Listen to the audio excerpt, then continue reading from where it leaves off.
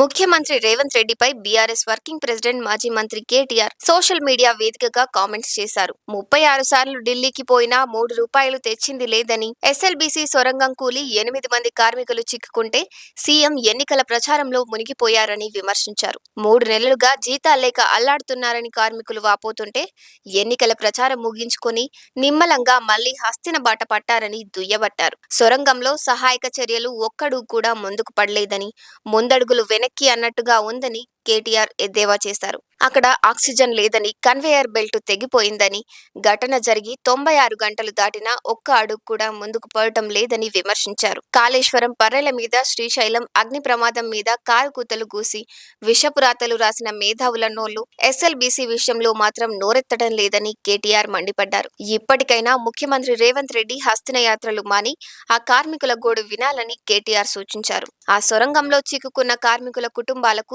ధైర్యాన్ని ఇవ్వాలన్నారు.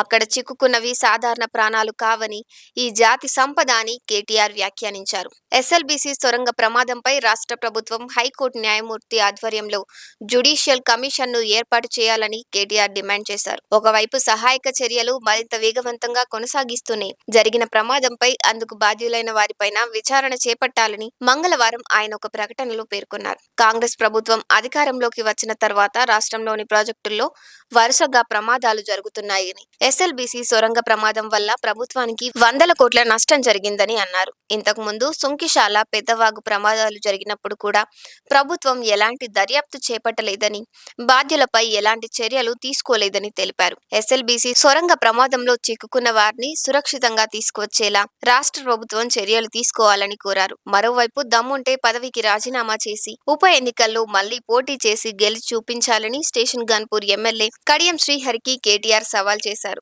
స్టేషన్ గన్పూర్ నియోజకవర్గానికి చెందిన కాంగ్రెస్ నేతలు, మాజీ జెడ్పీటీసీ సభ్యుడు కీర్తి వెంకటేశ్వర్లు, మల్కిరెడ్డి, రాజేశ్వర్ రెడ్డితో పాటు పలువురు కార్యకర్తలు మంగళవారం తెలంగాణ భవన్ లో కేటీఆర్ సమక్షంలో బీఆర్ఎస్ లో చేరారు. ఈ సందర్భంగా ఆయన మాట్లాడుతూ కాంగ్రెస్ నుంచి వలసలు మొదలయ్యాయని, ఇందుకు స్టేషన్ గన్పూర్ నుంచి బీఆర్ఎస్ లో చేరికలే సాక్ష్యమని చెప్పారు. రేవంత్ రెడ్డి చేతగానితనం వల్ల 48 గంటల్లో 7 రైతులు ఆత్మహత్య చేసుకున్నారని, ఈ మరణ మృదంగానికి ముఖ్యమంత్రిదే పూర్తి బాధ్యత అని ఎక్స్ వేదికగా కేటీఆర్ పేర్కొన్నారు. ఇలాంటి మంచి వీడియోల కోసము తెలుగు గలంను మీరు లైక్ చేయండి, షేర్ చేయండి, సబ్స్క్రైబ్ చేయండి, కామెంట్ చేయండి, 10 మందికి తెలియజేయండి.